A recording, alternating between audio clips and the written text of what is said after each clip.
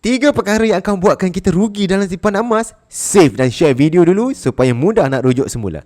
Pertama, beli emas hari ini, lepas tu bulan depan terus dah fikir nak jual ataupun tahun depan dah nak jual. Kita kena tahu emas ini adalah simpanan jangka masa panjang. Sekurang-kurangnya 2 tahun dan ke atas. Makin lama anda simpan, makin banyak keuntungan yang anda akan dapat. Yang kedua, beli emas perhiasan sebagai simpanan. Nama pun emas perhiasan, jadi cukup sekadar pakai untuk perhiasan, bukan simpanan. Emas perhiasan ini keuntungannya akan dapat 6 ke 7 tahun, bahkan ada yang sampai 10 tahun baru boleh dapat untung. Kenapa? Sebab spread value untuk emas perhiasan ni tinggi, boleh cecah 25 hingga 30%. Tetapi kalau gold bar ataupun dinar, minimum 2 tahun pun dah boleh untung sebab spread value ni nipis, terutamanya di public gold. Emas di public gold spread value-nya hanya 6 ke 9% sahaja.